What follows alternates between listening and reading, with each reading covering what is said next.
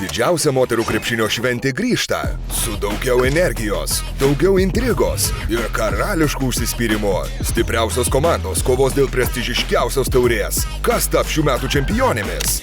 Smartway karalienės taurė. Vieta, kur moterys kuria istoriją. Kovo 1-2 dienomis Šiaulių arenoje. Generalinis renginio rėmėjas, naujos kartos maisto papildai Smartway. Mecenatas, renginio transliuotojas. Bilietus platina kakava.lt. Tai treneri buvo biški vargelio šiandien, bet turbūt tik pirmoji rungtynių pusėje. Jo, kaip lengva pradžia buvo, gal šiek tiek paskui atsipalaidavome. Jos puikiai sužaidė 1-1, ypač atakavo mūsų aukštesnis žaidėjas. Bet po pertraukas pakeitėme gynybą ir susitvarkė reikalai. Tvarkaraštis atrodo palankus, kiek norisi ten ko aukštesnę vietą užimti, kad pabandyti aiškiai išvengti ir galvojant apie pusfinalį ten namų pranašumą turėti.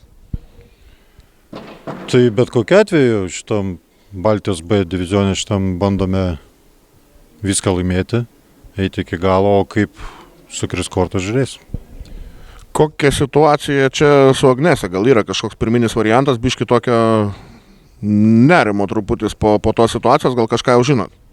Čia senos traumos dariniai ir, sakykime, žaidimo metu ir penktadienis su LCC buvo jai.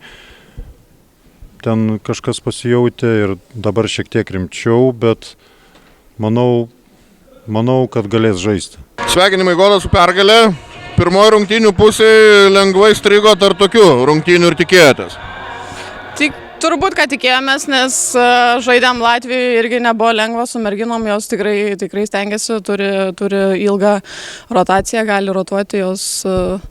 Tiesiog daug, kaip sakyti, jėgų turi daugiau, atrodo, ne mes, jaunos, bet pavyko atsilaikyti, tikiuosi.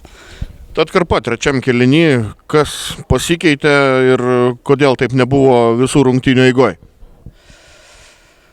Sunku pasakyti, reiktų turbūt pasižiūrėti irgi statistiškai, pirmuose dviejose kėliniuose gal kamuolių leido mums šiek tiek atsikovo daugiau, paskui jos susitvarkė su šita vieta, bet mes atradom gal tiesiog ištėsėm savo derinius iki galo ir buvo laisvų tų metimų susimetę. Coach, and please tell us your impressions about the game.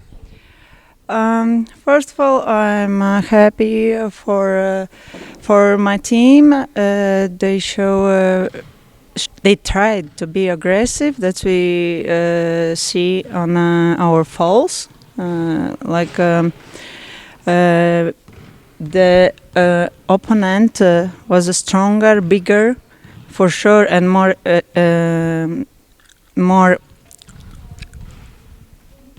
How to say? More smart.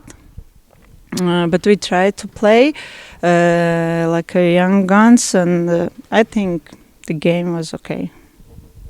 At the end of the match, nobody has any doubts about who will win today, but the girls are playing and do not pay attention at the scoreboard.